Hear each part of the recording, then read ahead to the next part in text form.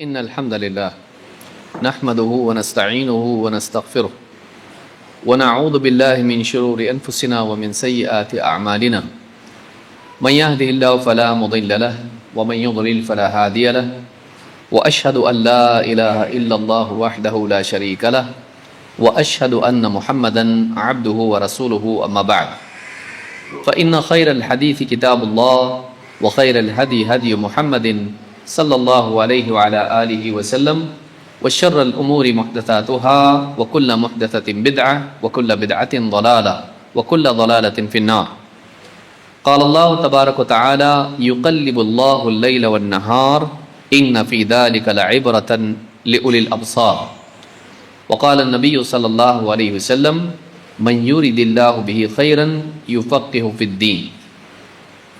میرے محترم دینی بھائیوں، نوجوان ساتھیوں اور قابل احترام ماں اور بہنوں، اللہ رب العالمین نے جو دین ہم کو دیا ہے اور جس دنیا میں ہم کو رکھا ہے اس میں عبرت و حکمت ہے۔ جس زندگی میں، جس دنیا میں، جس جہان میں اللہ تعالیٰ نے ہم کو رکھا ہے اس میں حالات بدلتے رہتے ہیں، رات دن کا نظام، سردی گرمی بارش کے موسم، اچھے برے خوشی غم کے حالات، اور اس اعتبار سے آس پاس ہونے والے واقعات۔ ایک ایمان والے کی بصیرت اسے ان واقعات سے اور تغیرات سے سبق لینے والا بناتی ہے۔ اللہ کے نزدیک واقعی بندہ وہ ہے، قابل قدر بندہ وہ ہے جو صرف ظاہر کو نہ دیکھتا ہو بلکہ چیزوں میں چھپے ہوئے سبق کو بھی دیکھتا ہو۔ اسی طرح سے دینی احکام جہاں تک ہیں، ان احکام میں بھی نہ صرف اپنے اطراف ہونے والے واقعات میں بلکہ جو دینی احکام ہیں ان میں بھی صرف وہ مسائل کو نہ جانتا ہو بلکہ ان کے مقاصد اور ان کی حکمتوں کو بھی جانتا ہو۔ روزہ فرض ہے یا سنت ہے یا واجب ہے یا کیا ہے، روزے میں روزہ کن چیزوں سے ٹوٹتا ہے کن سے نہیں ٹوٹتا، رمضان میں کیا اعمال ہیں، کیا مستحب ہے، کیا فرض ہے، کیا منع ہے، حرام ہے، اور کیا مکروہ ہے، کیا مباح ہے، وہ محض اعمال کے بارے میں صرف اتنا نہیں جانتا ہو بلکہ جہاں روزہ فرض ہے جانتا ہو تو یہ بھی جانتا ہو کہ روزہ فرض کیوں ہے۔ اعمال کی حکمتیں جاننا اور اعمال اور شرعی احکام کے مقاصد کو جاننا ایک انسان کو علم اور بصیرت اور ایمان کی ترقی سے ہمکنار کرتا ہے۔ لہٰذا ایک مومن کو چاہیے کہ وہ اپنے اطراف ہونے والی چیزوں سے سبق لے اور دینی احکام کی حکمتوں کو اور مقاصد کو جانے۔ یہ دونوں باتیں ہم کو ایک آیت اور ایک حدیث سے ملتی ہیں۔ اللہ تعالیٰ قرآن کریم میں فرماتا ہے یقلب اللہ اللیل والنہار، اللہ تعالیٰ رات اور دن کو الٹتا پلٹتا رہتا ہے، رات کے بعد دن، دن کے بعد رات، اور اسی طرح سے خوشی غم کے، راحت تکلیف کے حالات بدلتا رہتا ہے۔ اور آگے اللہ نے فرمایا ان فی ذلک لعبرۃ لأولی الابصار، اس میں عبرت ہے ان لوگوں کے لیے جو بصیرت والے ہیں، جو گہری سوجھ بوجھ والے ہیں، جو چیزوں کو ان کے ظاہر سے گزر کر دیکھنے کی صلاحیت رکھتے ہیں۔ صرف بالکل جو اپیرنٹ ہے، جو صرف دکھائی دیتا ہے وہاں تک نہیں دیکھتے ہیں بلکہ ان کے اندر چھپی ہوئی حکمت کو، گہرائی کو پانے والے لوگ ہیں۔ تو اس میں ترغیب دی گئی ہے اور اچھا بتایا گیا ان لوگوں کو جو اپنے اطراف ہونے والی تبدیلیوں، اپنے اطراف ہونے والے واقعات سے سبق لینے کا مزاج رکھتے ہو، ان میں چھپی ہوئی حکمتوں کو دیکھنے کا مزاج رکھتے ہو۔ اسی طرح سے حدیث میں اللہ کے نبی صلی اللہ علیہ وسلم نے فرمایا من یرید اللہ بہ خیرا یفقہہ فی الدین، اللہ تعالیٰ جس کے ساتھ بھلائی کا ارادہ کرتا ہے اسے دین کی گہری سمجھ عطا فرماتا ہے۔ یہاں یہ نہیں کہا کہ بس سرسری باتیں وہ سیکھ لیتا ہے کافی ہے، بلکہ کہا یفقہ فی الدین، اسے دین کی گہری سمجھ عطا فرماتا ہے۔ اس سے معلوم ہوتا ہے کہ دین کی گہری سمجھ ایک بہت بڑی نعمت ہے۔ کہ جو احکام اللہ نے دیے ہیں، عقائد ہوں، عبادات ہوں، معاملات ہوں، اخلاق ہوں، آداب ہوں، ان کی گہرائی انسان کو معلوم ہو، ان کی حکمتیں، ان کی مصلحتیں انسان کو معلوم ہو۔ اگر یہ معلوم نہیں ہوتا ہے تو عمل تو کر لے گا، لیکن واقعی وہ دین میں اتنا مضبوط نہیں ہو پائے گا، پختہ نہیں ہو پائے گا۔ لہٰذا دونوں چیزیں یاد رکھنے کی ہیں کہ انسان اپنے اطراف ہونے والے واقعات سے سبق لے، اور اسی طرح سے انسان دین کی باتوں میں گہرا علم حاصل کرے، گہری بصیرت حاصل کرنے کی کوشش کرے، جس کا نام تفقہ ہے، یا جس کو آپ حکمت کہہ سکتے ہیں۔ تو یہ دو باتیں یاد رکھنی ضروری ہیں۔ ہمارے سامنے رمضان المبارک کا مہینہ ہے، اور یہ بڑی برکتوں والا مہینہ ہے۔ اللہ کے نبی صلی اللہ علیہ وسلم نے فرمایا، اتاکم رمضان شہر مبارک، اتاکم رمضان شہر مبارک، تمہارے سامنے رمضان کا مہینہ ہے، یہ ایک بڑا ہی مبارک مہینہ ہے۔ اس مہینے میں برکتوں کے دروازے کھول دیے جاتے ہیں، نہ صرف رزق کے اعتبار سے بلکہ ایمان و عمل کے اعتبار سے بھی۔ یہی وجہ ہے کہ ہم دیکھتے ہیں کہ اس مہینے میں عمل نہیں کرنے والا بھی عمل کرنے لگتا ہے، اور اس مہینے میں عام دنوں میں گناہ کرنے والا بھی گناہوں سے رکنے والا بن جاتا ہے۔ تو یہ بڑا ہی مبارک مہینہ ہے، جس میں ایمان و عمل کی ترقی ہوتی ہے، نیکیوں میں اضافہ ہوتا ہے، اور مسلمانوں میں ایک دینی زندگی گزارنے کا مزاج پیدا ہوتا ہے۔ لیکن اس مہینے کے سبق کیا ہیں؟ بہت سارے مسائل ہم جانتے ہیں، روزے کے تعلق سے، تراویح کے تعلق سے، اسی طرح سے آخری عشرے کے اعتبار سے ہیں۔ ہم جانتے ہیں کہ اس میں کیا کیا کرنا چاہیے، کیا نہیں کرنا چاہیے، اس مہینے میں لیلۃ القدر ہے، کب ہے، ساری تفاصیل ہم دیکھتے ہیں۔ اعتکاف کے بارے میں، عید کے بارے میں، زکوٰۃ الفطر کے تعلق سے، زکوٰۃ کے بارے میں، جبکہ زکوٰۃ سال میں ایک بار فرض ہے، رمضان ہی میں نہیں، بلکہ جب چاہے آدمی اس کو دے سکتا ہے سال پورا ہونے پر۔ لیکن عموماً مسلمان رمضان کے مہینے میں زکوٰۃ دیتے ہیں، سال میں ایک وقت طے کر کے، اس لیے کہ لوگوں کی ضرورتیں بھی ہوتی ہیں۔ اس مہینے کے مسائل جاننا ضروری ہے، لیکن یہ مہینہ اور بھی کچھ چیزیں اپنے اندر رکھتا ہے، جس سے ہم کو اپنی زندگی کے لیے سبق لینا چاہیے۔ اس میں لیسنس ہیں جو ہم کو سیکھنے چاہیے۔ وہ کیا ہیں؟ بہت ہیں، لیکن ہم سارے نہیں دیکھ سکتے، اس لیے کہ وقت ہمارے پاس اتنا نہیں۔ کوشش کریں گے کہ 5 باتیں ہم کم سے کم دیکھیں جو اس مہینے میں ہم کو یاد رکھنی ہیں، اور اس مہینے کے تعلق سے ہم کو یاد رکھنی ہے۔ نمبر 1، زندگی یوں ہی گزر جائے گی جلدی سے، اور احساس بھی نہیں ہوگا۔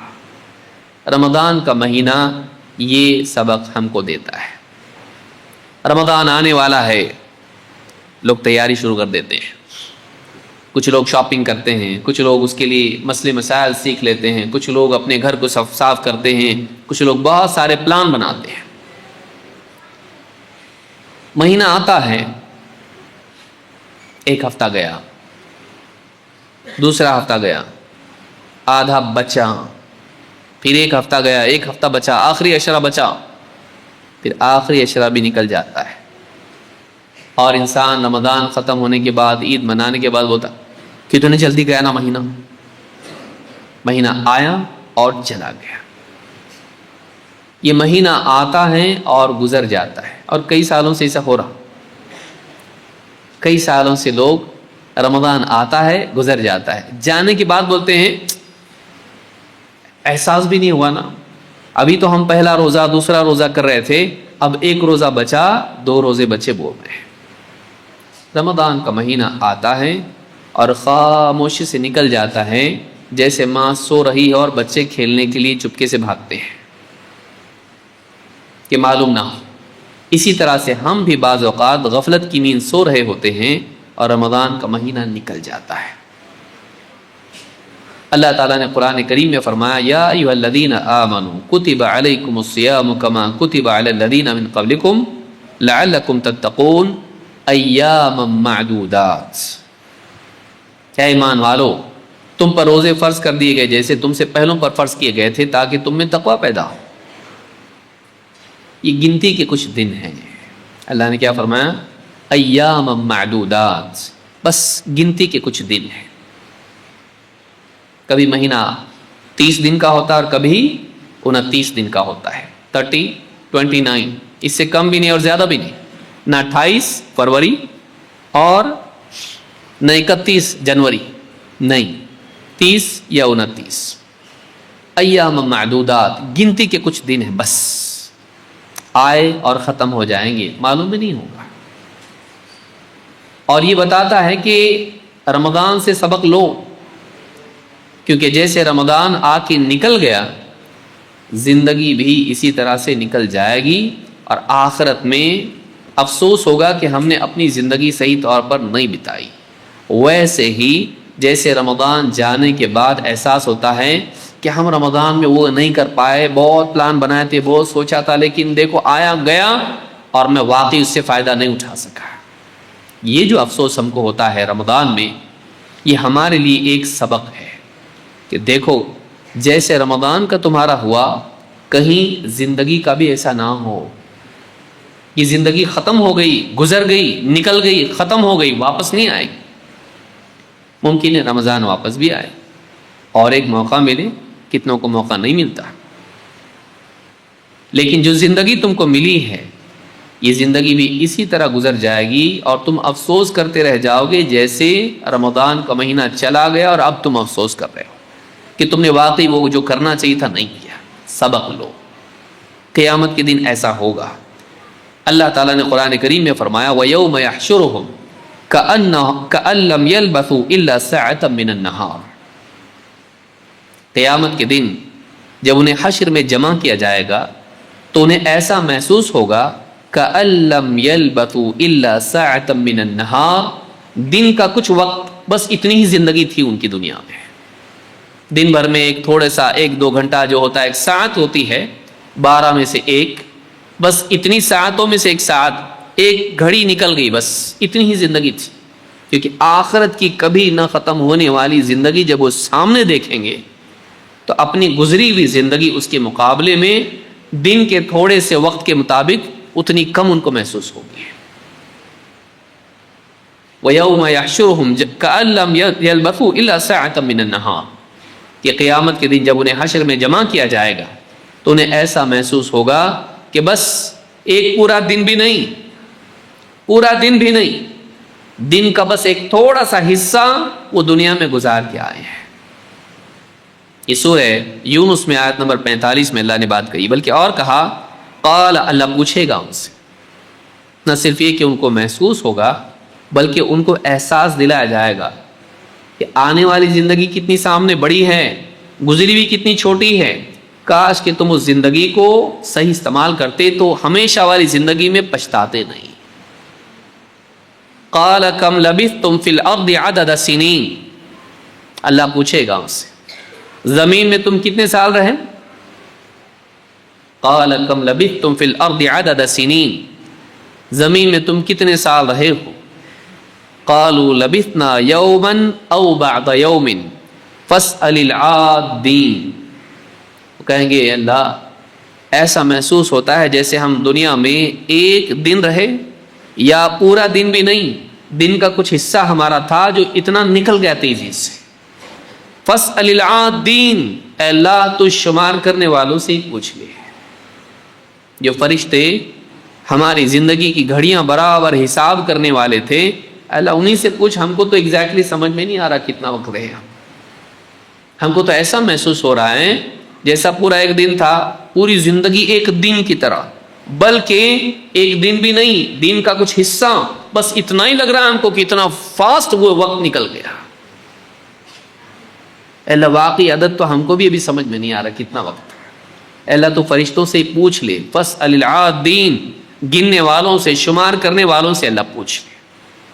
قال ان لبثتم الا قلیلا لو انکم کنتم تعلمون، اللہ کہے گا واقعی تو بہت تھوڑا جی کے آئے ہو، آخرت کے مقابلے میں وہ بہت تھوڑا وقت تھا. لیکن اللہ فرمائے گا لو انکم کنتم تعلمون، کاش کہ تمہیں پہلے یہ چیز معلوم ہوتی. اس وقت دنیا کی زندگی میں تم کو محسوس ہوتا، تم سمجھتے، احساس ہو جاتا کہ یہ جو زندگی ہے تھوڑی ہے آخرت کے مقابلے میں، کاش اس وقت تمہاری سمجھ میں بات آتی ہے۔ اللہ تعالیٰ خود کہے گا إِن لَبِثْتُمْ إِلَّا قَلِيلًا، تم تو بہت تھوڑا رہ کے آئے ہو وہاں پہ، ابھی تو پوری زندگی پڑی ہے، جیسا جیے ویسا بھگتنا اب سامنے ہے تمہارے۔ إِن لَبِثْتُمْ إِلَّا قَلِيلًا لَوْ أَنَّكُمْ كُنْتُمْ تَعْلَمُونَ، کاش کہ تمہیں پہلے بات سمجھ میں آتی، پہلے تمہیں معلوم ہوتا کہ واقعی آخرت کے مقابلے میں دنیا کی زندگی کتنی چھوٹی ہے۔ اور پھر اللہ فرمائے گا أَفَحَسِبْتُمْ أَنَّمَا خَلَقْنَاكُمْ عَبَثًا وَأَنَّكُمْ إِلَيْنَا لَا تُرْجَعُونَ، کیا تم اسی بھرم میں رہے؟ کیا تم نے یہ سمجھ لیا تھا أَفَحَسِبْتُمْ أَنَّمَا خَلَقْنَاكُمْ عَبَثًا، یہ جو زندگی گزار کیا ہے تم، کیا تم یہ سمجھ بیٹھے تھے کہ ہم نے تم کو یوں ہی بے مقصد پیدا کر دیا ہے اور پلٹ کے تم کو ہمارے پاس نہیں آنا ہے حساب کے لیے؟ کیا تم کو واپس نہیں آنا ہے؟ وہیں رہو گے تم، وہیں کی تیاری کی، وہیں کی زندگی گزاری، وہیں کی موج مستیاں، وہیں کا سارا ساز و سامان جمع کرنے میں لگے رہے۔ کیا تم نے یہ سمجھ لیا تھا کہ ہم نے تم کو بے مقصد پیدا کیا ہے، یہی انجوائے کرو، کوئی گول نہیں، کوئی پرپز نہیں، کوئی سیریس مقصد نہیں تمہاری زندگی کا؟ اور کیا تم نے یہ سمجھ لیا تھا کہ تم وہیں رہو گے، پلٹ کے ہمارے پاس نہیں آؤ گے؟ کیا یہ سمجھ رہے تھے تم؟ غلط سمجھے۔ اگر تم نے سمجھا تھا تو تم نے غلط سمجھا تھا۔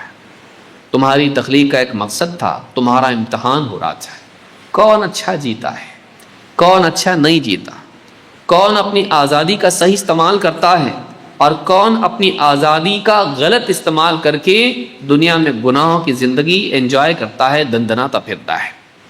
أَفَحَسِبْتُمْ أَنَّمَا خَلَقْنَاكُمْ عَبَثًا وَأَنَّكُمْ إِلَيْنَا لَا تُرْجَعُونَ، کیا تم نے سمجھا تھا کہ پلٹ کے نہیں آؤ، وہیں رہو گے، مر کے مٹی ہو جاؤ گے، قبر میں بس ختم ہو جاؤ گے، ساری کہانی ختم، واپس اٹھایا نہیں جائے گا، جواب نہیں دینا ہے اللہ کے پاس، حساب نہیں ہوگا زندگی کا، کیسا جیا، کیا کیا، کیوں کیا، نہیں ہوگا۔ اگر تمہارا گمان تھا تو غلط گمان تھا۔ اب دیکھو، اب پچھلی زندگی تم کو ایک دن کے جیسی لگ رہی ہے، ختم، اتنا چھوٹا وقت لگ رہا ہے تم کو، سارا انجوائمنٹ ختم، گیا وہ، ختم ہو گیا۔ اب کیا، اب اتنی بڑی زندگی جو کبھی ختم نہیں ہونے والی زندگی اب تمہارے سامنے ہے، اب ویسا جیسا جیے تھے ویسا بھگتنا ہے تم کو، اپنی زندگی اس کو بھگتنا ہے تم کو۔ تو یہ جو آیتیں ہیں یہ بتاتی ہیں کہ قیامت کے دن جو لوگ دنیا سے جائیں گے اور اٹھائے جائیں گے، ان کو وہ جو وقت زندگی کا دنیا کا ہوگا ایسا لگے گا ایک دن کے جیسا فوراً نکل گیا، ساری زندگی نکل گئی یوں سے، احساس بھی نہیں ہوا کہ اتنی جلدی نکل گئی۔ اور وہاں جا کے آدمی پچھتائے گا، لیکن وہاں پچھتانا کام نہیں آئے گا۔ رمضان ہم کو یہ سبق دیتا ہے، جیسے رمضان گزر گیا احساس نہیں ہوا، زندگی بھی گزر جائے گی ایسے، تو سبق لے بعد میں، جیسے تو آج پچھتا رہا ہے رمضان ختم ہونے کے بعد، قیامت کے دن کہیں تو پچھتانے والوں میں شامل نہ ہو جائے۔ ابھی اپنی اصلاح کر لے، ابھی اپنی زندگی کو ریسٹرکچر کر، اپنی زندگی کا خاکہ بنا، اپنی زندگی کو صحیح کر، اپنی زندگی میں سے برائیاں نکال، اس میں خیر لاں، اپنے وقت کی قدر کر۔ رمضان کا پہلا سبق کیا ہے؟ ٹائم بہت فاسٹ نکل جائے گا زندگی کا، جیسے رمضان تیزی سے نکل جاتا ہے۔ وقت کی قدر کر، فائدہ اٹھا لے، کل واپس وقت ملنے والا نہیں ہے۔ اسی لیے اللہ کے نبی صلی اللہ علیہ وسلم فرماتے ہیں اغتنم خمسا قبل خمس، 5 چیزوں سے پہلے 5 چیزوں کو غنیمت جانو، 5 چیزوں کے ہونے سے پہلے 5 چیزوں سے فائدہ اٹھا لو، صحیح یوٹیلائز کر لو۔ شبابک قبل حرمک، اپنی جوانی کی قدر کر لو بڑھاپا آنے سے پہلے۔ بڑھاپے میں بہت کچھ تم نہیں کر پاؤ گے، جوانی میں کر سکتے ہو نیک کام، بڑھاپے میں تمہاری صحت خراب ہو جائے گی، تم نہیں کر پاؤ گے۔ وصحتک قبل سقمک، اپنی صحت مندی کی قدر کر لو بیماری آنے سے پہلے، شوگر ہو گیا، بی پی ہو گیا، یہ ہو گیا، بلکہ بعض اوقات بڑی بیماری ہو گئی، اب چاہ کے بھی بہت کچھ نہیں کر سکتا۔ تو وصحتک قبل سقمک، بیماری سے پہلے صحت مندی کی قدر کر لو. وغناک قبل فقرک، وغناک قبل فقرک، محتاجی سے پہلے مالداری کی قدر کر لو. آج جو پیسوں سے تو نیکیاں کر سکتا ہے، کل اگر غربت آ گئی تو بہت ساری نیکیاں تو نہیں کر پائے گا. نیت پر اجر مل سکتا ہے، 10 گنا نہیں ہوگا. نیت پر اجر مل سکتا ہے، بولتا نیت تو کر لوں گا، ٹھیک ہے، وہ ثواب تو مل جائے گا. ہاں لیکن آج تیرے پاس پیسہ ہے، وہ نیکیاں جو پیسوں سے کی جا سکتی ہیں تو اگر کر لیں تو ایک نیکی کا 10 گنا ثواب ملتا ہے، اور 700 سے زیادہ بھی مل سکتا ہے. آج مل سکتا ہے، خالی نیت پر صرف ایک ملتا، 10 گنا نہیں ہوتا. اب تیری مرضی، خالی نیت پر ایک چاہیے یا نیکی کر کے 10 سے 700 تک چاہیے، تیری مرضی. تو مال والا سوچے کہ مال کہاں خرچ کر رہا ہے. وغناک قبل فقرک وفراغک قبل شغلک، اپنے خالی وقت، فارغ وقت کی قدر کر، مشغول ہونے سے پہلے. آج فری ہے، ٹائم ہے، چھٹی کا دن ہے، چھٹی کے دن ہیں، خالی وقت ہے، زیادہ ذمہ داریاں نہیں ہیں. کل کو ذمہ داریاں زیادہ آئیں گی، وقت مشکل ہو جائے گا، تنگ ہو جائے گا، کام بڑھ جائیں گے، مشکلات آئیں گی. ایسے وقت میں جب وقت کم رہے گا تو بہت کچھ کرنا چاہے گا لیکن نہیں کر پائے گا، وقت نہیں. خالی وقت میں فضولیات میں اپنے وقت کو ضائع مت کر. کتنے لوگ ہیں خالی وقت میں بیٹھ کر موبائل فون میں لگے رہتے ہیں، کوئی گیم کھیل رہا ہے، ہاں کوئی بےہودہ ویڈیو دیکھ رہا ہے، ٹائم پاس کر رہا ہے، کوئی فلمیں دیکھ رہا ہے، کوئی کیا کر رہا ہے. خالی وقت ہے، خالی وقت کا غلط استعمال. کل کو جب تو کرنا بھی چاہے گا تیرے پاس وقت نہیں ہوگا، اتنا بزی ہو جائے گا، تو اتنی ذمہ داریاں آ جائیں گی کہ تو چاہ کے بھی نہیں کر پائے گا. کتنے لوگ ہیں آپ دیکھیے، بہت چاہتا ہوں یہ کروں، یہ کتاب پڑھوں، دینی مجالس میں آؤں، یہ کروں، بیٹھ کے عبادت کروں، ذکر تلاوت کروں، بہت چاہتا حفظ کروں، ٹائم ہی نہیں، کیا کروں. بولتے بولتے بولتے صبح کی شام ہو جاتی ہے. انسان کی بچپن سے جوانی اور جوانی سے بڑھاپا آ جاتا ہے. پھر جب بڑھاپا آ جاتا ہے نہیں کر پاتا، چاہ کے بھی نہیں کر پاتا. صحت نہیں، وقت ہوتا ہے صحت نہیں ہوتی ہے. بعض اوقات صحت ہوتی ہے وقت نہیں ہوتا ہے. زندگی یوں ہی نکل جائے گی. وحیاتک قبل موتک، اور اپنی زندگی کی قدر کر موت سے پہلے. مرنے کے بعد کچھ کرنے کی اپرچونٹی نہیں. چاہے گا تو کرنا، چاہے گا. مرنے کے بعد آدمی چاہتا ہے اللہ دنیا میں واپس بھیج. ربنا ابصرنا وسمعنا فرجعنا نعمل صالحا انا موقنون.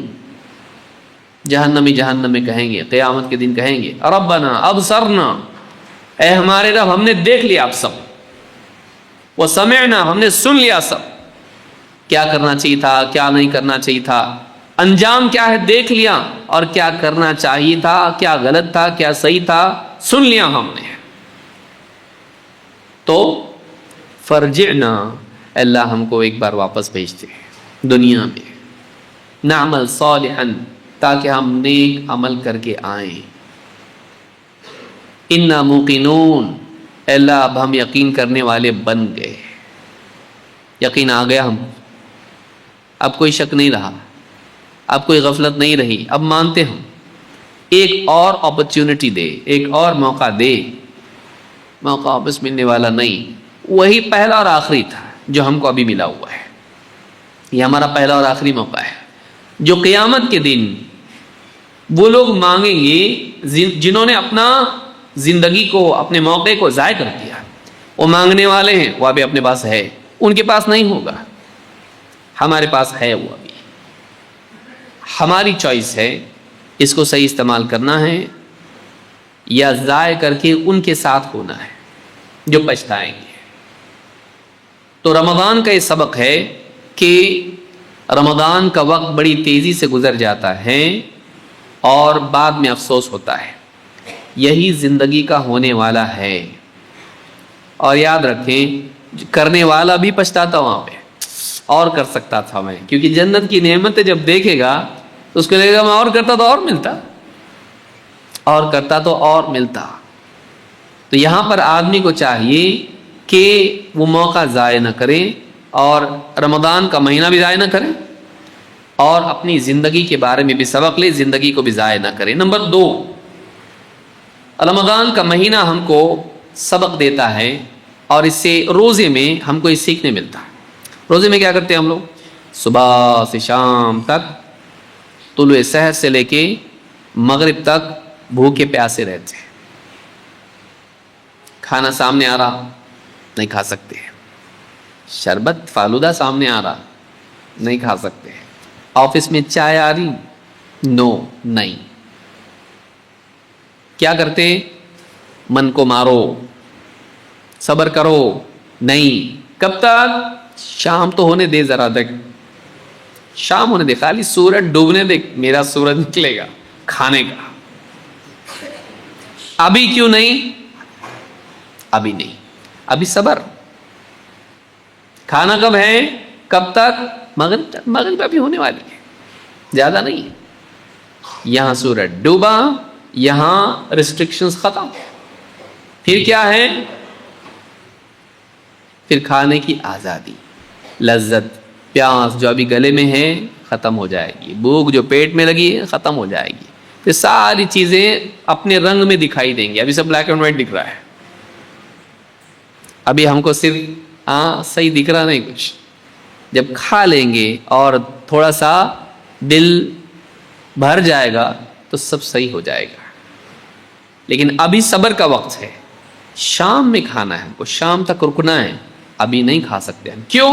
اللہ نے منع کیا ہم کو. رمضان کا یہ جو سبق ہے یہ پوری زندگی کے لیے ہے. ایک روزہ صبح سے شام تک کا ہے اور ایک روزہ سمجھ آنے سے لے کے مرنے تک کا ہے. غلط کام کر, حرام کما, روزہ ہے, اسلام کا روزہ, تقوی کا روزہ. نہیں کر سکتا میں. جھوٹ بول, چوری کر, زنا کر, شراب پی, غلط کام کر, غلط کما, نہیں کر سکتا میں. کیوں؟ انجوائے کرنا دنیا ہے, زندگی ہے, لائف ہے, یہ انجوائے کرنے کے لیے ہے. غلط انجوائے نہیں کر سکتا میں. جیسے روزے میں پنکھے کی ہوا میں تو بیٹھ سکتا, لیکن میں کھا نہیں سکتا گلا ٹھنڈا کرنے کے لیے, پی نہیں سکتا میں ٹھنڈا پانی. میں کلی تو کر سکتا ہوں لیکن میں حلق سے آگے پانی جانے دے سکتا نہیں, میرا روزہ ٹوٹ جائے گا. روزے کا سبق یہ ہے کہ صبح سے شام تک بس بھوکا رہ لے, افطار میں تجھ کو اللہ خوش کر دے گا. اللہ کے نبی صلی اللہ علیہ وسلم فرماتے ہیں, اور حدیث قدسی ہے, فرماتے ہیں یقول اللہ عز وجل الصوم لی وانا اجزی بہ. آپ فرماتے ہیں روزہ, اللہ تعالیٰ فرماتا ہے روزہ میرے لیے ہے اور میں ہی روزے کا بدلہ دوں گا. یہ روزے دار کے لیے شرف کی چیز ہے, باقی اجر بھی تو اللہ ہی دینے والا ہے, لیکن میں خصوصی طور پر میں اس کا اجر دوں گا.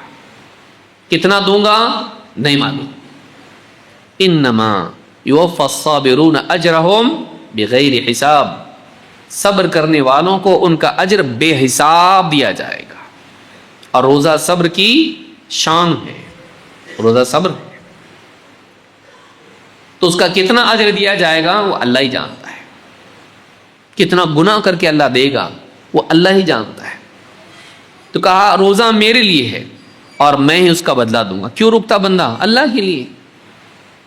کوئی نہیں دیکھنے والا ہو تب بھی نہیں کھاتا, نہیں دیکھنے والا ہو تب بھی نہیں پیتا, خالی کمرے میں بیٹھا ہوا اور کھانے کی چیزیں سامنے رکھ دی جائے تب بھی نہیں کھاتا. اللہ کے لیے. روزہ میرے لیے اور میں اس کا بدلہ دوں گا. یدع شہوتہ واکلہ وشربہ من اجلی. میرا بندہ میری خاطر اپنا کھانا پینا اور اپنی شہوت چھوڑتا ہے. اپنی شہوت, اپنا کھانا, اپنا پینا میری خاطر چھوڑتا ہے. نگاہ اگر غلط جگہ پڑی کسی عورت پر جھکا لیتا ہے. کیوں؟ روزہ ہے میرا. میں ایسی لذت نہیں حاصل کر سکتا جو میرے روزے کو خراب کرے. نہیں, تو روزہ اس کو روکتا ہے. زندگی بھر کا روزہ رکھنا ہے ہم کو, خالی صبح سے شام تک کا نہیں. روزہ ہم کو بتاتا ہے کہ اللہ کی خاطر چھوڑنے کا مزاج بناؤ. اور والصوم جنہ، روزہ ڈھال ہے جہنم سے، روزہ ڈھال ہے. وللصائم فرحتان، فرحۃ حین یفطر وفرحۃ حین یلقى ربہ. روزے دار کے لیے دو خوشیاں ہیں، دو خوشیاں ہیں. ایک فرحۃ حین یفطر، ایک وہ خوشی جب افطار کے وقت اس کو ہوتی، اور دوسری خوشی وہ جو اس کو اس وقت ہوگی جب وہ اپنے رب سے ملے گا. افطار کے وقت بھی دو خوشیاں ہوتی، ایک کامن پبلک کو، ایک صالحین کو. کامن پبلک کو کیسا ہوتی خوشی؟ اچھا لگ رہا ہو کھا پی کے، بچے بڑے، یہ عام خوشی ہے. لیکن واقعی خوشی جو واقعی نیک انسان کو ہوتی ہے، ایک روزہ مکمل ہو گیا، اس کو صرف یہ خوشی نہیں ہوتی، اس سے آگے ایک اور خوشی ہوتی ہے. وہ کیا؟ اپنے عمل کی تکمیل. اسی لیے دعا کیا سکھائی ہمارے نبی صلی اللہ علیہ وسلم نے؟ ذهب الظمأ وابتلت العروق وثبت الاجر انشاءاللہ. دونوں پہلو اس میں ہیں. پیاس چلی گئی، رگیں تر ہو گئی، اور اجر پکا ہو گیا انشاءاللہ. تو ایک حصہ جسمانی اعتبار سے اور ایک حصہ اجر کے اعتبار سے، عمل کی تکمیل کے اعتبار سے، کہ یہ جو خوشی ہوتی ہے کہ انسان وہ جو تکلیف تھی صبح سے شام تک ہو رہی تھی، گئی، ختم. بھوکا تھا، پیاسا تھا، تکلیف ہو رہی تھی، اور سر دکھ رہا تھا، اور پیاس لگ رہی تھی، بات کرنے بھی نہیں آ رہا تھا، چلنے نہیں آ رہا تھا. کوئی پوچھا تو کتنے بجے، تو 2 اشارے سے بول رہا تھا، میں بولنے کو بھی نہیں آ رہا تھا. کوئی زیادہ بات کی، زیادہ بات مت کر، میرا گلا سوکھ رہا، روزہ ہے میرا آج. اچھا سوری. لیکن جیسے شام ہو گئی، افطار کر لیا، ایک دم جیسے انرجی آ گئی اس کے اندر، اب اس سے زیادہ انرجی اس میں، فریش ہو گیا. چلی تکلیف، یہ جو پورے دن بھر میں تکلیف تھی، گئی، ختم، سب ختم ہو گئی تکلیف. ذهب الظمأ وابتلت العروق وثبت الاجر انشاءاللہ. کہا روزے دار کے لیے دو خوشیاں ہیں، ایک جب وہ افطار کرتا ہے، دوسرے جب وہ اپنے رب سے ملے گا. اللہ تعالیٰ اس کو اتنا بڑا انعام دے گا، خوش ہو جائے گا. تو جیسے یہ خوشی ہے آج ہو رہی ہے افطار کے وقت، دن کا روزہ رکھے، اس سے کئی زیادہ خوشی ہوگی جب آدمی پوری زندگی کا روزہ رکھ کے اللہ کے پاس جائے گا. کیا مطلب؟ تقویٰ کا روزہ، یہ نہیں کر سکتا، وہ نہیں کر سکتا، یہ غلط، وہ غلط نہیں کروں گا میں، بچ کے مرا. افطار ہوئی ابھی اس کی، قیامت کا دن آیا. قیامت کے دن اللہ اتنا دے گا اس کے اوپر، یہاں کی مٹھائیاں نہیں، یہاں کے پھل نہیں، جنت کے پھل، اتنا اللہ دے گا اس کو کہ وہاں وہ خوش ہوگا. اور خصوصاً اللہ کے دیدار سے، کہ جس اللہ کو بن دیکھے میں نے یہ ساری نیکیاں کی، جس اللہ کو دیکھا نہیں تھا لیکن دکھنے والے کھانے کو چھوڑا تھا میں نے، اور بھوک لگ رہی تھی، اندر سے جانور پکار رہا تھا، کب ملے گا، کب ملے گا، کب ملے گا، اندر سے پیٹ پکار کے بول رہا تھا چاہیے مجھ کو. لیکن اپنی انسٹنکٹ، اپنی جبلت، اپنی اندر کی ڈیمانڈ پر اس نے تقویٰ کی لگام لگا کے اس کو روک کے رکھا. نہیں ابھی تک نہیں، ابھی نہیں، شام کو جو بھی کھانا ہے شام کو کھائیں گے، سورج ڈوبنے دو، قیامت آنے دو، موت آنے دو، موت تک نہیں. وہ ہمارا افطار کا دن ہے. اس کے بعد قیامت کا دن جب آئے گا، پھر اللہ تعالیٰ ساری نعمتیں حلال کر دے گا. لَهُمْ مَا يَشَاءُونَ فِيهَا وَلَدَيْنَا مَزِيدٌ. جنت میں ان کے لیے وہ سب کچھ ہوگا جو چاہیں گے، اب کوئی رکاوٹ نہیں. یہاں کیا ہے؟ یہ نہیں کرنا، وہ نہیں کرنا، وہ نہیں کرنا، رکاوٹیں ہیں، منع اللہ کی طرف سے. یہ دنیا کا روزہ ہے. قیامت کے دن ختم، اب کوئی رکاوٹ نہیں، اب تم آزاد ہو، جو چاہے کرو، جو چاہے کرو. اسی لیے کہا قیامت کے دن اللہ تعالیٰ فرماتا ہے فَوَقَاهُمُ اللَّهُ شَرَّ ذَلِكَ الْيَوْمِ. اللہ تعالیٰ انہیں قیامت کے دن، اس دن کے سارے شر سے بچا لے گا. ساری تکلیف، شدت، پیاس اور ساری دھوپ اور ہر قسم کی پریشانی اللہ ان کو بچا لے گا. وَلَقَّاهُمْ نَضْرَةً وَسُرُورًا. دیکھیے خوشی یہاں ہو رہی نا افطار. قیامت کے دن اللہ کیا کرے گا؟ وَلَقَّاهُمْ نَضْرَةً وَسُرُورًا. اللہ تعالیٰ انہیں نضرتن تر و تازگی اور سرور خوشی عطا کرے گا. قتادہ رحمہ اللہ فرماتے ہیں وَلَقَّاهُمْ نَضْرَةً وَسُرُورًا نَضْرَةً فِي وُجُوهِهِمْ وَسُرُورًا فِي قُلُوبِهِمْ. اللہ تعالیٰ انہیں تر و تازگی اور خوشی عطا کرے گا. قتادہ رحمہ اللہ کہتے ہیں کہ ان کے دلوں میں خوشی اور چہروں پر تر و تازگی عطا کرے گا. اللہ تعالیٰ ان کے دلوں کو ایسی خوشی دے گا کہ ان کے چہروں پر اس کے آثار نمایاں ہوں گے. چہرے رونق سے بالکل ایک دم تر و تازہ ہو جائیں گے. کن کے؟ جنہوں نے دنیا میں اللہ کی خاطر صبر کیا. جنہوں نے دنیا میں اللہ کی خاطر صبر کیا. کیوں؟ وَلَقَّاهُمْ نَضْرَةً وَسُرُورًا. انہیں اللہ تعالیٰ تر و تازگی اور خوشی سے نوازے گا. وَجَزَاهُمْ بِمَا صَبَرُوا جَنَّةً وَحَرِيرًا. اور ان کے صبر کے بدلے جو دنیا میں وہ اللہ کی خاطر کرتے رہے اللہ تعالیٰ ان کو بطور جزا جنت کا باغ اور بہترین لباس جو ریشم کا لباس ہوگا عطا کرے گا. اللہ کی طرف سے لباس عطا کیا جانا عزت اور احترام ہوگا اس کا. آج بھی کسی کو عزت کرتے کیا کرتے؟ اس کو شال اڑاتے, ہاں اس کو کچھ کپڑا دیتے. عزت کا طریقہ مانا جاتا ہے. پگڑی باندھتے, شال اڑاتے, اس کو لباس کا عطا کرنا بھی ایک اکرام ہوتا ہے. اللہ تعالیٰ نیک بندوں کو اپنی طرف سے لباس عطا کرے گا ریشم کا. ریشم کا لباس ذرا بھی اس میں تکلیف نہیں ہوتی, ایک دم نرم ہوتا ہے. یہ بڑی مشقت اٹھا کے آیا ہے. ایسا لباس اس کو دو جو اکرام والا ہو اور اس میں اس کو نرمی محسوس ہو, اس کو تکلیف نہیں ہو, ذرا بھی نہیں ہو. اور اللہ تعالیٰ ان کو کیا کرے گا؟ جنت کے باغات میں بسے. یہ بڑی دھوپ میں رہ کے آیا ہے. دنیا کے فتنے, آزمائشیں, مشقتیں, ہر قسم کی قربانی, اللہ کی خاطر محرومیاں سب برداشت کر کے آئے ہیں. اب اس کو کیا کرو؟ اب اس کو باغ میں بساؤ. ٹھنڈی ہوائیں, اچھے پھل, آرام, کوئی دھوپ نہیں, کوئی تکلیف نہیں, کوئی پریشانی نہیں, اور اچھے سے اچھا لباس, اکرام. دنیا میں کیوں؟ وَجَزَاهُمْ بِمَا صَبَرُوا. ان کے صبر کی وجہ سے اللہ ان کو عطا کرے گا. تو ایک صبر وہ ہے جو صبح سے لے کے شام تک ہوتا ہے, اور ایک صبر وہ ہے جو مومن کا صبر زندگی بھر چلتا رہتا. وہ افطار کے بعد بھی چلتے رہتا. کیا ہے؟ روزے میں عورتوں کو نہیں دیکھے گا, پرائی عورتوں کو روزے کے بعد دیکھے گا. ایمان والا ایسا نہیں کرتا ہے. واقعی متقی جو بڑے صبر والا ہیں, بڑے صبر والا, وہ افطار کے بعد بھی صبر کرتا ہے. وہ گالی سے روزے میں بچ رہا ہے روزے کے لیے, روزے کے بعد بھی بچتا ہے, کیونکہ وہ روزے میں تو غلط تھی, زیادہ غلط تھی, روزے کے بعد بھی غلط ہے, حلال نہیں ہوئی وہ. تو یہ جو صبر ہے یہ زندگی بھر کا ہے. اس صبر کی بنیاد پر اس سے زیادہ خوشی ملنے والی ہے جو اللہ تعالیٰ اس کی پوری زندگی بھر کے صبر کے بدلے اس کو عطا کرے گا. اس لیے کیا کہا؟ روزے دار کے لیے, کیونکہ روزہ ایک نمائندہ ہے تقویٰ کا اور ذریعہ بھی ہے تقویٰ کا,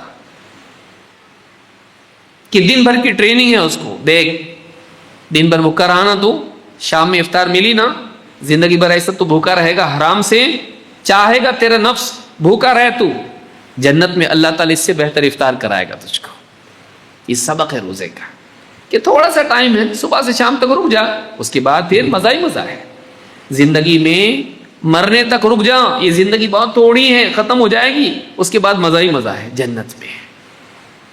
روزہ ہم کو یہ سبق دیتا ہے کہ تھوڑا سا صبر کر لے اللہ کی خاطر, اللہ تعالیٰ بہت بہترین نعمتیں عطا کرے گا. یہ سب گھٹیا نعمتیں ہیں, دنیا کی جتنی نعمتیں سب گھٹیا ہیں, یہ آخرت کے مقابلے میں قابل ذکر بھی نہیں ہے.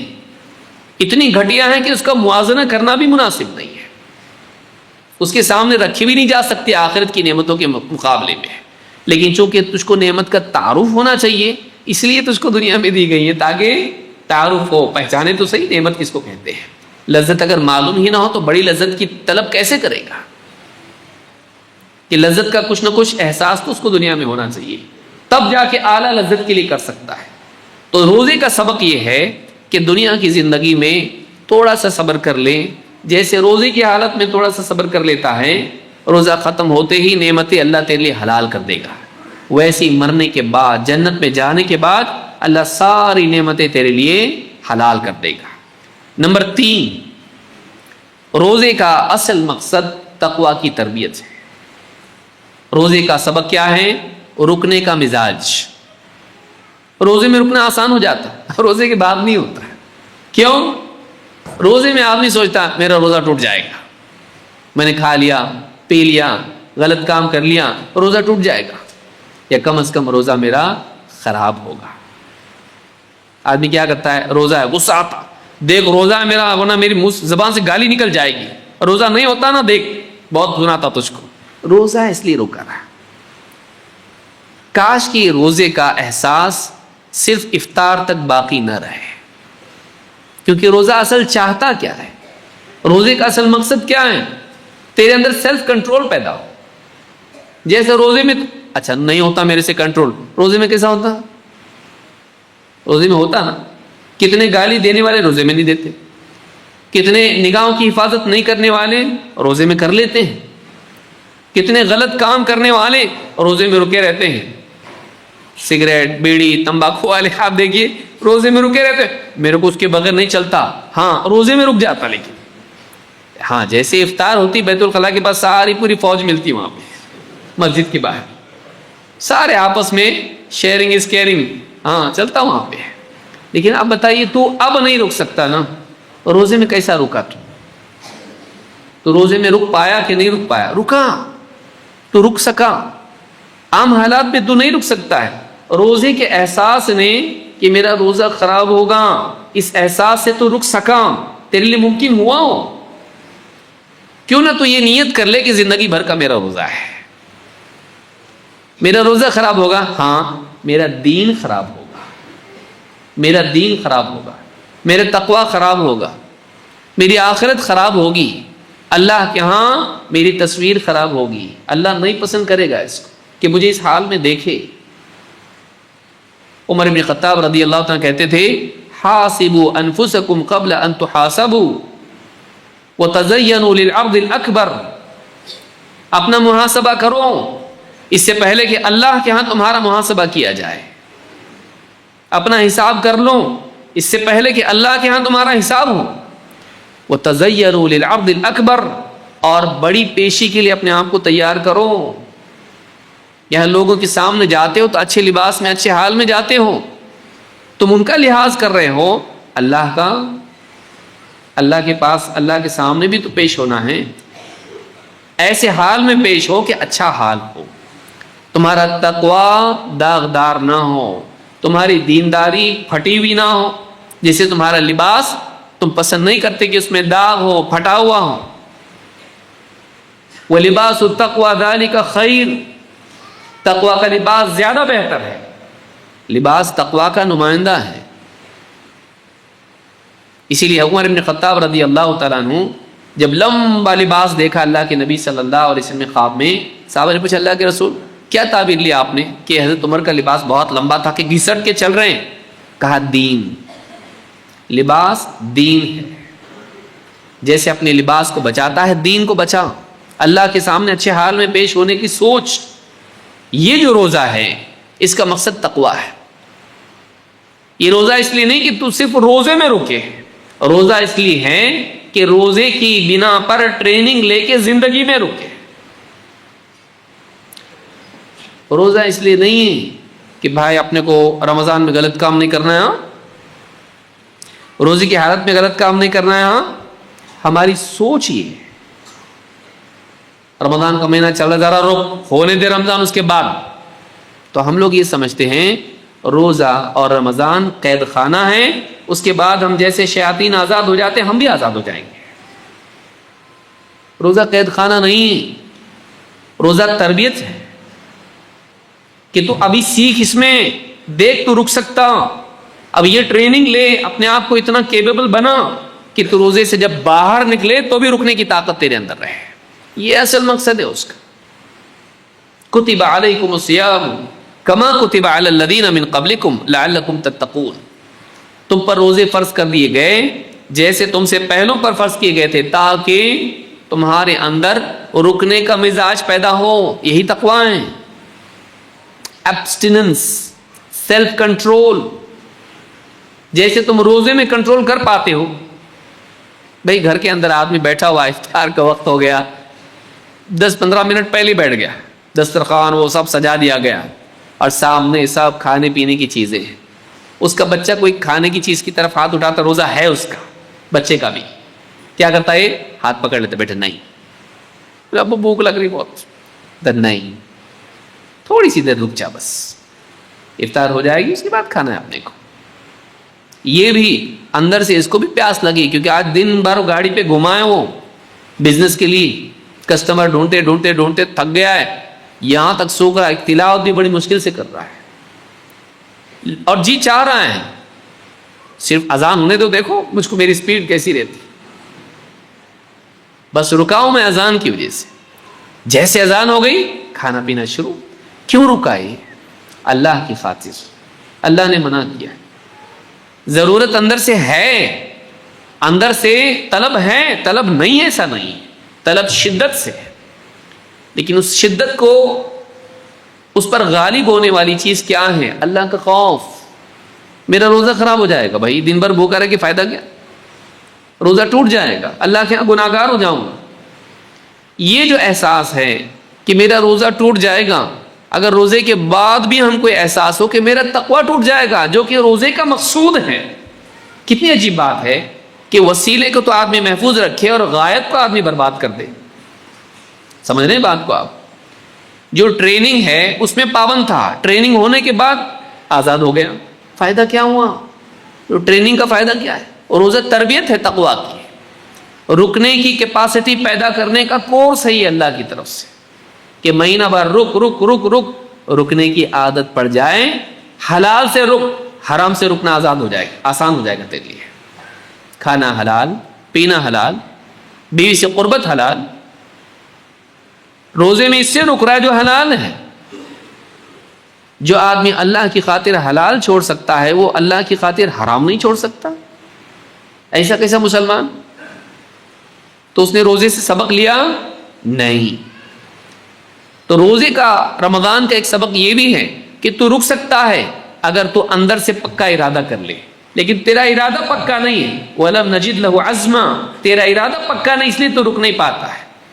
ارادہ پکا کر، تیرے لیے ناممکن نہیں ہے، تیرے لیے ممکن ہے، لیکن تو بریک ویسا دباتا نہیں جیسا دبانا چاہیے. تو خود ڈھیلا چھوڑ دیتا اس کو اور گناہ میں واقع ہوتا ہے. اگر ایسا تیرے قابو میں نہیں ہوتا تو رمضان میں کیسے رک سکتا تھا؟ روزے میں کیسے رک سکتا تھا؟ رکتا. تو روزے کا یہ سبق ہے.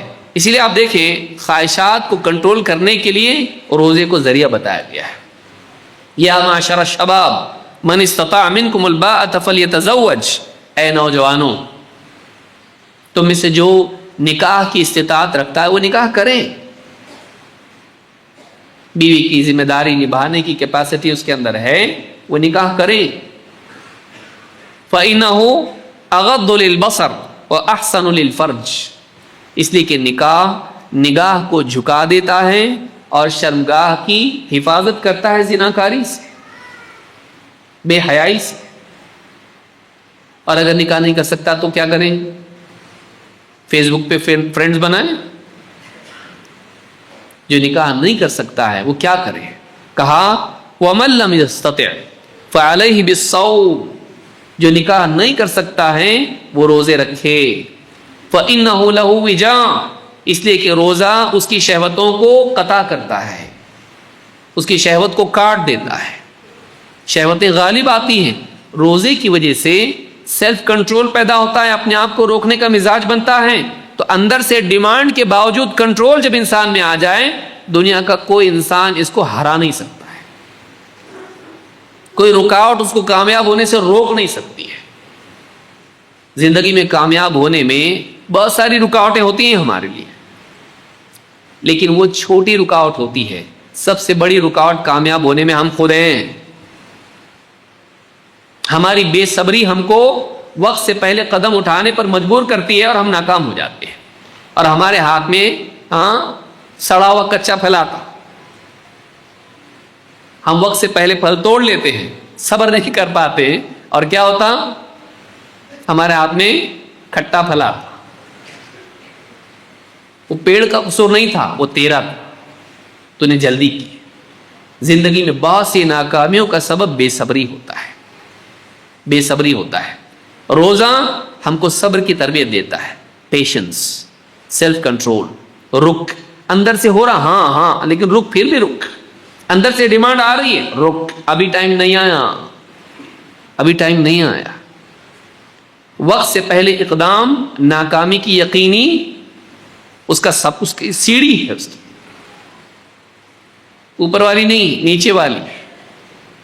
آدمی ناکام اکثر اس وجہ سے ہوتا ہے کہ وقت سے پہلے قدم اٹھاتا ہے۔ روزہ ہم کو تربیت دیتا ہے، رک، اللہ کی خاطر رک، تو کنٹرول کر اپنے آپ کو۔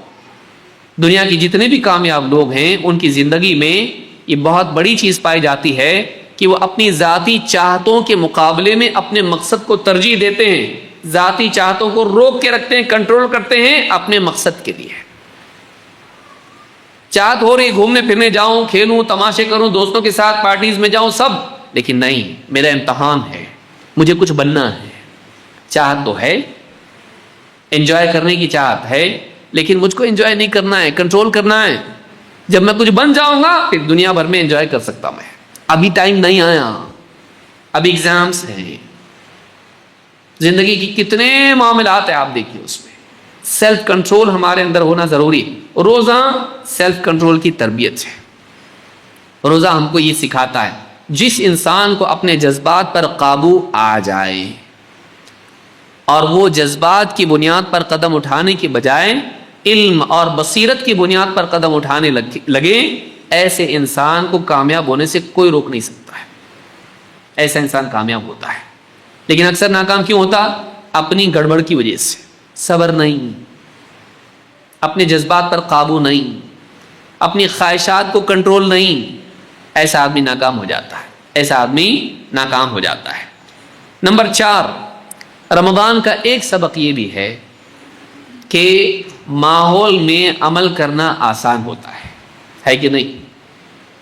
رمضان کا جیسا مہینہ آتا، یہاں تلاوت ہو رہی، وہاں ذکر ہو رہا، وہاں دعائیں ہو رہی ہے، سنتیں پڑھنا آسان، نوافل پڑھنا آسان، صلاۃ الضحیٰ بھی ہو رہی ہے، اور بھی نمازیں ہو رہی ہیں، دینی کتابیں پڑھنے کا ماحول بن رہا ہے، آپس میں دینی گفتگو ہو رہی ہے، مسجدوں میں رونق ہے، گھروں میں رونق ہے، ایک ماحول ہوتا ہے۔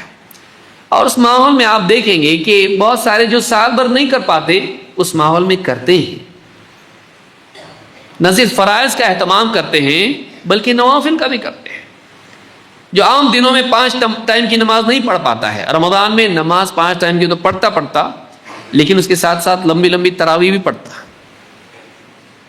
عادت نہیں ہے، اور بولتا بھی پاؤں دکھ رہے بہت، عادت نہیں ہے مجھ کو اتنا پڑھنے کی، نماز، پاؤں دکھنے لگتے ہیں، تھک جاتا ہے، اور گھر پہ آنے کے بعد آیوڈیکس، یہ نہ جانے کیا کیا پین کلر جو بھی لگتے ہیں پاؤں پہ لگاتا، بہت دکھ رہا، وزن بھی اتنا زیادہ ہے، عادت نہیں ہے۔ دکان پہ بیٹھنے کی عادت ہے، نماز میں صف میں کھڑے ہونے کی عادت نہیں ہے، لیکن کرتا کیوں؟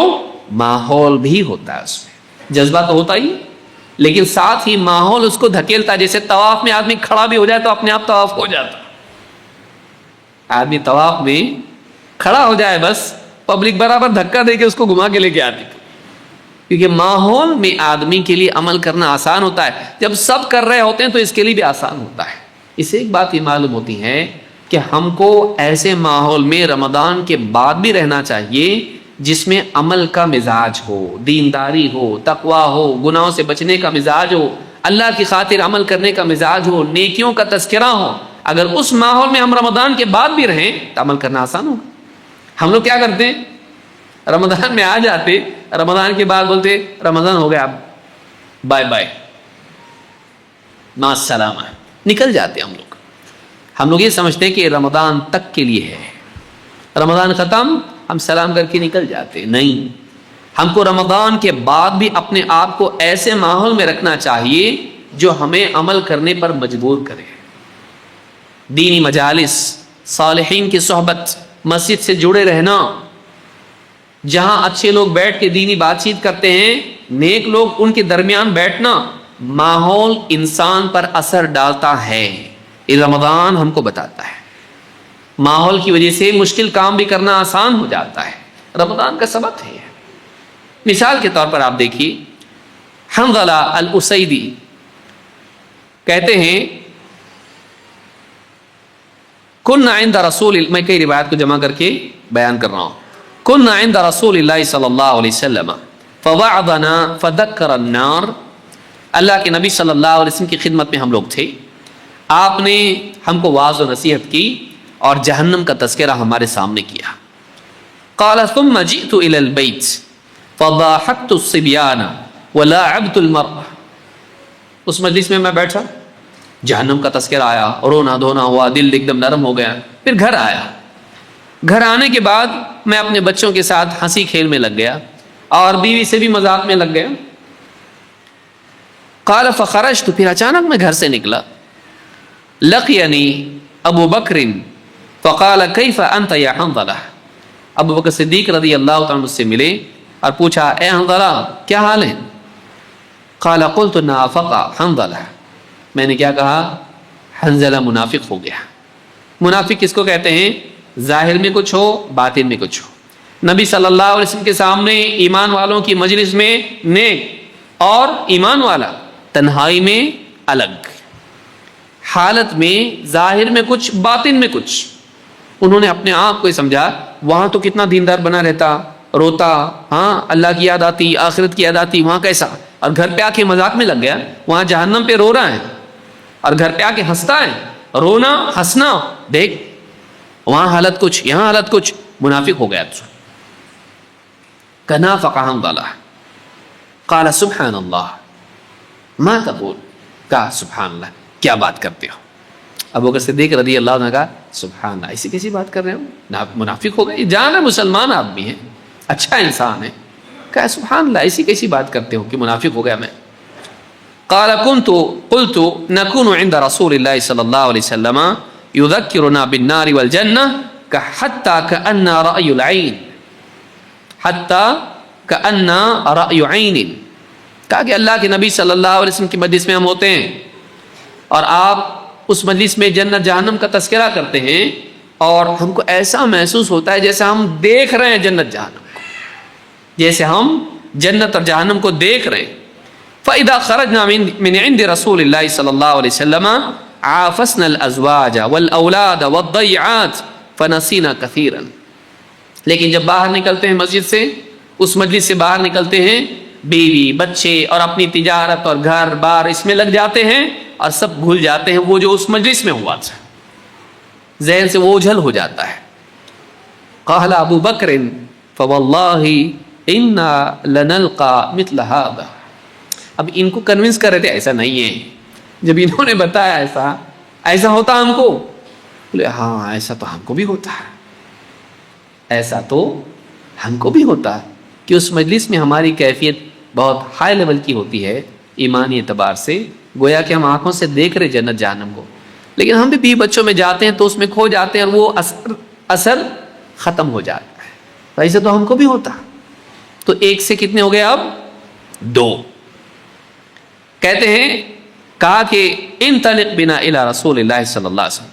ابو بکر صدیق نے کہا چلو جا کے نبی صلی اللہ علیہ وسلم سے اس بارے میں پوچھتے ہیں، یہ تو بڑا مسئلہ ہو گیا، تو یہ سیریس معاملہ ہے. فانطلقت انا وابو بکر حتى دخلنا على رسول اللہ صلی اللہ علیہ وسلم. میں ابو بکر صدیق رضی اللہ تعالیٰ دونوں کے دونوں اللہ کے رسول صلی اللہ علیہ وسلم کی خدمت میں حاضر ہوئے. قلت نافق حنظلہ. میں نے اللہ کے رسول صلی اللہ علیہ وسلم کے پاس جا کے کہا اے اللہ کے رسول نافق حنظلہ تو یا رسول اللہ، اے اللہ کے رسول حنظلہ منافق ہو گیا ہے، حنظلہ منافق ہو گیا ہے. اپنا نام لے کے بول رہے ہیں حنظلہ منافق ہو گیا ہے. فقال رسول اللہ وما ذاک. اللہ کے رسول صلی اللہ علیہ وسلم پوچھا کیا ہوا کیا ہوا؟ قال قلت یا رسول اللہ نكون عندك نذكرنا تذكرنا بالنار والجنة حتى كأن رأي عين فإذا خرجنا من عندك عفسنا الأزواج والأولاد والضيعات نسينا كثيرا. کہا کہ اللہ کے رسول ہم آپ کی مجلس میں ہوتے ہیں، آپ جنت جہنم کا تذکرہ کرتے ہیں تو اس سے ایسا محسوس ہوتا ہے جیسے ہم اپنی آنکھوں سے دیکھ رہے ہیں، لیکن پھر بیوی بچوں میں جاتے ہیں انہی میں کھو کے رہ جاتے ہیں اور سب بھول جاتے ہیں، تو ساری کیفیت ہماری زائل ہو جاتی ہے. فقال ابو بکر وانا قد فعلت مثل ما فعل. ابو بکر صدیق رضی اللہ تعالیٰ نے بھی کہا اور اللہ کے رسول مجھ کو بھی ایسا ہوتا، یہ اکیلا نہیں ہے، میں بھی آیا ہوں، میرا بھی یہی حال ہے، میرا بھی. دیکھیے وہ فکر کرتے تھے، ذرا سی کیفیت بدل گئی وہ فکر کرتے تھے اپنے دل کی. ہماری کیا سے کیا کیفیت ہو جاتی ہے، پتھر جیسا ہو جاتا، دل احساس بھی نہیں ہوتا ہم کو. وہاں رو رہے تھے، گھر پہ آ کے ہنسنے لگے، یہ چینج نہیں، اتنا چینج بھی وہ برداشت نہیں کر رہے ہیں، اس کو بھی نفاق شمار کر رہے ہیں، اس کو بھی اپنی دینداری میں عیب ایمان کی خرابی شمار کر رہے ہیں، اتنی فکر ہے. ویسی جیسے ایک آدمی کو اپنے پاس جتنے پیسے ہوتے ہیں تھوڑے پیسے کم ہو گئے تو فکر ہو جاتی ہے ابھی اور کم ہوتے چلے جائیں گے، لیکن دینداری، ایمان، تقوی، کیفیت، اس کیفیت کا کھونا ان کو عیب محسوس ہوا کہ وہ فیلنگز جو وہاں پہ ہوتی وہ ظاہر نہیں ہونا چاہیے، وہ مجھ کو چاہیے، وہ چلی گئی میری فیلنگ تو میں کہیں منافق تو نہیں ہوں کہ چینج ہو گیا میں. ابو بکر صدیق رضی اللہ تعالیٰ کہتے ہیں کہ اللہ کے رسول مجھے بھی ایسا ہوتا. فقال رسول اللہ صلی اللہ علیہ وسلم والذی نفسی بیدہ ان لو تدومون علی ما تکونون عندی وفی الذکر لصافحتکم الملائکۃ علی فرشکم وفی طرقکم. کہا اگر تمہاری ویسی حالت جیسی یہاں ہوتی ہے ہر وقت تمہاری ویسی حالت رہنے لگے تو تم سے فرشتے تمہارے بچھونوں میں اور تمہاری راستوں میں تم سے مصافحہ کرنے لگیں گے. کیا فرشتہ بننا چاہتے ہو؟ یعنی انسان ہے، اس کی حاجتیں ہیں، فرشتہ ہے اس کو کوئی ضرورت ہی نہیں ہے، وہ ہر وقت اس لیول پہ ہیں، ساری چیزیں دیکھ رہا ہے، اس کی نہ حاجت ہے نہ شہوت ہے نہ ضرورت ہے نہ کچھ ہے. تم لوگ ہو یہاں ہو تو یہاں جیسے گھر میں جاؤ گے وہاں تم اس میں بزی ہو جاؤ گے، تجارت میں جاؤ گے وہاں بزی ہو جاؤ گے، تم انسان ہو، فرشتے نہیں ہو. اگر تم ایسے ہو جاؤ گے فرشتے مسافر کرنے فرشتوں سے ملاقاتیں ہونے لگیں گی تمہاری، ایسے تھوڑی نہ ہو تم فرشتوں کی طرح، تم انسان ہو. اسی لیے کہا وَلَكِنْ يَا حَنْظَلَةَ سَاعَةً وَسَاعَةً، سَاعَةً وَسَاعَةً، 3 مرتبہ آپ نے کہا سَاعَةً وَسَاعَةً. لیکن حنظلہ کبھی کبھی کبھی کبھی کبھی کبھی 2 معنی علماء نے اس کے ذکر کیے ہیں. ساعتن و ساعہ، ایک معنی یہ ہے کبھی ایسا ہوگا اور کبھی ویسا ہوگا. مجلسوں میں آپ کی حالت ایسی ہوگی اور پھر گھر گرستی میں تجارت میں ویسی ہوگی، ایسا بھی اور ویسا بھی. یا اے حنظلہ ساعتن و ساعہ، کبھی کبھی ایسا ہوگا ہر وقت ایسا نہیں ہوگا. یہ جو ہاں لیول کی ایمان کی کیفیت ہوگی ہر وقت نہیں رہے گی، کبھی کبھی ہوگی. جب تم دینی مجلسوں میں بیٹھو گے تذکرہ آئے گا تب جا کے ویسا ہوگا، ہر وقت ایسا نہیں ہونے والا ہے. اس حدیث کو، اس واقعے کو امام مسلم نے اپنی صحیح میں روایت کیا ہے. اس پورے واقعے سے ایک بات، بہت ساری باتیں اس میں ہیں لیکن بنیادی بات اس میں لینے کی یہ ہے اس مجلس میں کیفیت کیسی تھی. وہ اثر کس کا تھا؟ ماحول کا. گھر پہ آئے کیا اثر ہوا؟ ایسا. وہ کس کا اثر تھا؟ ماحول کا. تجارت میں گئے غفلت طاری ہوئی، اثر کس کا تھا؟ ماحول کا. اس کا یہ مطلب نہیں کہ آپ تجارت کو نہیں جائیں اور یہاں سے گھر نہیں جائیں، دینی مجالس چھوڑ کے گھر پہ نہیں جانا یہ مطلب نہیں ہے، تجارت میں نہیں جانا یہ مطلب نہیں. مطلب یہ ہے کہ اگر ہم دینی مجالس چھوڑ دیں اور گھر اور تجارت ہی میں لگے رہیں، دل کا حال کیا ہوگا؟ دل کا حال کیا ہوگا؟ اس لیے بار بار دینی مجالس میں آنا ضروری ہے. نہیں میں آن لائن سنتا، نہیں میں یہ کرتا ہوں، نہیں. دینی مجالس کا اپنا ایک اثر ہوتا ہے، اس ماحول کا ایک اثر ہوتا ہے. ہم صرف علم کے لیے دینی مجالس میں نہ آئیں، ہم اپنے ایمان کی تازگی کے لیے مجالس میں آئیں. اس کو یاد رکھیے. کون سا ٹاپک ہے؟ ماں باپ کے بارے میں. کون سا ٹاپک ہے؟ آخرت کے بارے میں. یہ تو سب سنے ہوا ہے. سنا ہوا ہے، تو آنے کی نیت علم کی تھی اس لیے نہیں آیا کیونکہ تجھ کو معلوم ہے. کاش کہ تو یہ سوچتا سنا ہوا ہے لیکن اثر کے لیے آ رہا ہوں ابھی میں، کہ جو سنا ہوا ہے اس مجلس میں بیٹھوں گا پھر سے وہ تازہ ہوگا اور وہ کیفیت قلب پر طاری ہوگی. اور وَإِذَا تُلِيَتْ عَلَيْهِمْ آيَاتُهُ زَادَتْهُمْ ایمانا، جب اللہ کی آیتیں سنتے ہیں تو ان کے ایمان بڑھ جاتے ہیں. تو میں صرف علم کے اضافے کے لیے نہیں آ رہا ہوں، میں اپنے ایمان کے اضافے کے لیے آ رہا ہوں. جیسے صحابہ دینی مجالس میں بیٹھتے تھے ان کا ایمان بڑھ جاتا تھا، ان کی کیفیات ہائی لیول کی ہوتی تھی. اگر ہم نہیں آئیں گے تو نہیں ہوں.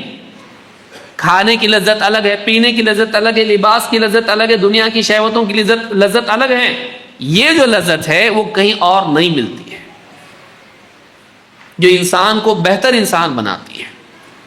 یہ جو ایمان کی لذت ہے یہ دینی مجالس میں ملتی ہے، اللہ اور اس کے رسول کی اور سلف کے واقعات کے سننے کے بعد. وہ جو کیفیت ہے اس کیفیت کے لیے دینی مجالس میں آنا چاہیے. تو رمضان کا سبق یہ ہے کہ ماحول کا انسان پر اثر ہوتا ہے، اور عام آدمی عام دنوں میں جو نہیں کر پاتا ہے اس عمل ماحول میں کرتا ہے، اور دنوں کی کیفیت ہوتی ہے. دینی مجالس میں آئیں، دینی مجالس میں آتے رہیں، اور ایسا ماحول جہاں دینی گفتگو ہوتی ہے، نیک لوگ نیکیاں کرتے ہیں، اپنے آپ کو اس ماحول سے رمضان کے بعد بھی جوڑے رہیں تاکہ آپ کا ایمان تازہ رہے اور عمل کا جذبہ بڑھے. نمبر 5 آخری، ماشاءاللہ ٹائم کے حساب سے صحیح چل رہے ہیں. 5ویں چیز یہ ہے کہ رمضان کا ایک سبق یہ ہے کہ رمضان میں ایک آدمی جیسے اکسانے کے باوجود بھی بے قابو نہیں ہوتا. جیسے کوئی جھگڑا کرے، دیکھ میرا روزہ ہے. اللہ کے نبی صلی اللہ علیہ وسلم کیا فرماتے ہیں؟ اذا اصبح احدکم یوما صائما فلا يرفث ولا يجهل. جب بھی تم میں سے کسی کا روزہ ہو، چاہے فرض ہو نفل ہو، فلا يرفث ولا يجهل، نہ وہ کوئی بے حیائی کا کام کرے اور نہ کوئی جہالت کی حرکت کرے. نہ بے حیا، گندی بات بھی نہیں کرے، گندا کام بھی نہیں کرے، نگاہوں کی حفاظت کرے، غلط نگاہ استعمال نہ کرے، زبان سے گندی باتیں نہ کرے. فلا يرفث ولا يجهل، اور جہالت کی حرکتیں بھی نہیں کرے، مارم پیٹی کر رہا ہے، کچھ جھگڑے کر رہا ہے، نہیں کرے. جب روزہ ہو تو نہ بے حیائی کا کام کرے نہ جہالت کی حرکت کرے. فإن امرؤ شاتمه أو قاتله، یہ تو نہیں کر رہا. آپ جا کے ٹکرائے نہیں گاڑی سے، دوسری گاڑی آپ کو ٹکرانے کے لیے آ سکتی نا. اگر سامنے والا بھی آئے اور تم کو گالی دے یا تم سے لڑائی کرے، جھگڑا کرے، تو تم کیا کہو؟ فَلْيَقُلْ إِنِّي صَائِمٌ إِنِّي صَائِمٌ، میں روزہ ہوں، میں روزہ ہوں، میں روزہ ہوں. اس حدیث کو امام البخاری مسلم نے روایت کیا ہے. یہ حدیث بتاتی ہے کہ آپ کو دوسروں کو دیکھ کے عمل نہیں کرنا ہے، بلکہ اپنے آپ کو یاد رکھنا ہے میں روزے سے ہوں. یہ روزہ ہے نہیں ہے مجھ کو نہیں معلوم، اس کو اپنے روزے کا لحاظ ہے نہیں ہے مجھے نہیں معلوم، روزہ برباد کرنے کا اس کو ڈر ہے نہیں ہے مجھے نہیں معلوم، لیکن میرا تو روزہ ہے، میں اپنا روزہ خراب نہیں کروں گا، میں گالی کے جواب میں گالی نہیں دوں گا. یہ آ کے مجھ سے الجھ رہا ہے، میں نہیں الجھوں گا. میں برائی کا جواب برائی سے نہیں دوں گا، گناہ کا جواب گناہ سے نہیں دوں گا، گھٹیا پن کے جواب میں گھٹیا پن پر نہیں اتروں گا. جیسا یہ کر رہا میں ویسا نہیں کروں گا، کیونکہ میرا روزہ ہے، میرا روزہ ہے. لیکن اگر میرا روزہ ہے ہٹا کے آپ یہ رکھیں میں مسلمان ہوں، میں اللہ کا بندہ ہوں، مجھے گناہ نہیں کرنا ہے، مجھے اپنا روزہ خراب نہیں کرنا ہے گالی دے کے جھگڑ کے، اسی طرح سے مجھے اپنے اخلاق کو برباد نہیں کرنا ہے. اس کی غلط بات کے جواب میں غلط بات کروں، گالی کے جواب میں گالی دوں، اور بدتمیزی کے جواب میں بھی بد اخلاقی کروں. میں نہیں کر سکتا ایسا، کیونکہ میرا روزہ ہے. میں اپنا روزہ خراب نہیں کرنا چاہتا، میں اپنی امیج خراب نہیں کرنا چاہتا، میں اپنی دینداری خراب نہیں کرنا چاہتا، میں اپنے اخلاق میں بگاڑ نہیں لانا چاہتا ہے. میں میرے راستے پر چلوں گا، تیرے راستے پر نہیں. روزے کا سبق یہ ہے کہ روزہ دار جس طرح روزے کی حالت میں سامنے والے کو دیکھ کے نہیں چلتا، اپنی حالت کو دیکھ کے چلتا کہ میں روزے سے ہوں، میرے کو روزہ خراب نہیں کرنا ہے، یہ جیسا بھی کرے مجھ کو اس کے راستے پہ نہیں چلنا ہے، ویسے یہ بھی جوابی طور پر دوسروں کے راستے پر نہ چلے، وہ اپنا راستہ خود متعین کرے، وہ اپنے روزے کو ہمیشہ یاد رکھے، وہ دوسروں کو دیکھے ان کے جواب میں اینٹ کا جواب پتھر سے، تو ایک گالی تو میں 2 درجن، ہاں تو گالی دے گی چپ بیٹھ گیا، دیکھ اب میں چپ نہیں بیٹھوں گا، تو نے بدتمیزی کی، بد اخلاقی کی، اس سے زیادہ میں کروں گا نہیں، جیسے روزے میں آدمی نہیں کرتا ہے، روزے کے باہر بھی آدمی نہیں کرے، لوگوں کے اکسانے کے باوجود بھی اپنے آپ کو کنٹرول کرے جیسے روزے میں کرتا۔ بھئی کوئی غیر مسلم آ کے آپ سے بدتمیزی کرے، گالیاں دے، آپ کیا کرتے؟ گالیاں دیتے اس کو؟ نہیں، آپ بولتے بے وقوف ہے، اس کو نہیں معلوم ہے، اس کا تو روزہ ہے ہی نہیں، میرا روزہ ہے بھائی، اپنا روزہ خراب ہو جائے گا، اس کو دیکھ کے اس کے جواب میں ہم ویسا کریں گے جیسا یہ کر رہا ہے، ہم کر سکتے ہیں لیکن ہم نہیں کریں گے، کیوں؟ وہ روزہ نہیں، میرا روزہ ہے۔ یہ مینٹالٹی مسلمان کی ہونی چاہیے، اس کا روزہ ہے نہیں، میرا روزہ ہے، مجھے روزے کا لحاظ کرنا چاہیے، تو مجھے اپنے اخلاق کا، اپنے دین کا، اپنے تقویٰ کا لحاظ کرنا چاہیے، دوسروں کے جواب میں غصے میں آ کے میں قدم نہیں اٹھا سکتا۔ اللہ تعالیٰ قرآن کریم میں فرماتا ہے وَإِذَا سَمِعُوا اللَّغْوَ أَعْرَضُوا عَنْهُ وَإِذَا سَمِعُوا اللَّغْوَ أَعْرَضُوا عَنْهُ، جب وہ بے حیائی اور فضول سنتے ہیں، غلط بات سنتے ہیں، لغو بات سنتے ہیں، تو کیا کرتے ہیں؟ اعرضوا عنہ، اس کو اوائڈ کرتے ہیں، الجھتے نہیں، نظر انداز کر دیتے اس کو۔ وقالوا لنا اعمالنا ولکم اعمالکم، اور کہتے ہیں ہمارے لیے ہمارا عمل، تمہارے لیے تمہارا عمل ہے۔ کیا کہتے ہیں؟ ایک تو یہ کہ اس کو اگنور کرتے ہیں، جہالت کو اگنور کرتے ہیں، 2 کہتے ہیں ہمارے لیے ہمارا عمل، تمہارے لیے تمہارا عمل، ہم اپنے راستے پہ چلیں گے، تم اپنے راستے پہ چل رہے ہو، ہم تمہارے راستے پہ نہیں چل سکتے، ہمارا اپنا راستہ طے ہے، ہمارا اخلاق، ہمارا طریقہ، ہمارا طرز حیات طے شدہ ہیں، تم کو جیسا کرنا چاہے تمہاری مرضی، لیکن ہم وہی کریں گے جو ہمارا راستہ ہے۔ لنا اعمالنا ولکم اعمالکم سلام علیکم، تم پر سلامتی ہو۔ ہم بولیں گے تو کیسی بات بولیں گے؟ جو سلامتی والی ہو، جس میں بد اخلاقی اور بدتمیزی نہ ہو، اخلاقی حدود کو ہم پھلانگ نہیں سکتے۔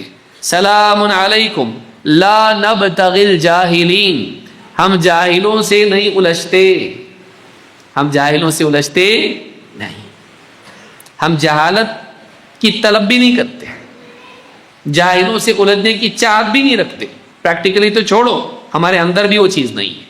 تو یہ جو آیت ہے سورہ قصص کی آیت نمبر 55 ہے، اس آیت سے معلوم ہوتا ہے کہ مسلمان کا اخلاق یہ ہوتا ہے کہ وہ دوسروں کو دیکھ کے نہیں چلتا، اس کا اپنا طے شدہ راستہ ہوتا ہے، جیسا دوسرے کریں گے میں ویسا کروں گا نہیں، میں جیسا مجھے کرنا چاہیے ویسا کروں گا، کیوں؟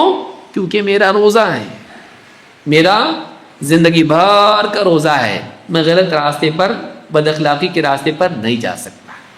تو یہ 5 سبق ہم نے رمضان کے آج سیکھے، جس کو ہم کو یاد رکھنا چاہیے۔ اللہ رب العالمین ہم سب کے بیٹھنے کو قبول فرمائیں، اور انشاءاللہ اس کے بعد بھی ایک مجلس ہے، شیخ فضیلۃ الشیخ انیس الرحمن الاعظمی المدنی حفظہ اللہ ہمارے درمیان تشریف فرما ہیں، آج ہماری مجلس میں آئے ہیں، تو انشاءاللہ عشاء کے بعد شیخ محترم کا خطاب ہوگا، تو آپ حضرات نماز سے فارغ ہو کر فوراً تشریف لائیں اور شیخ کی نصیحتوں سے اپنے ایمان کو تازہ کریں۔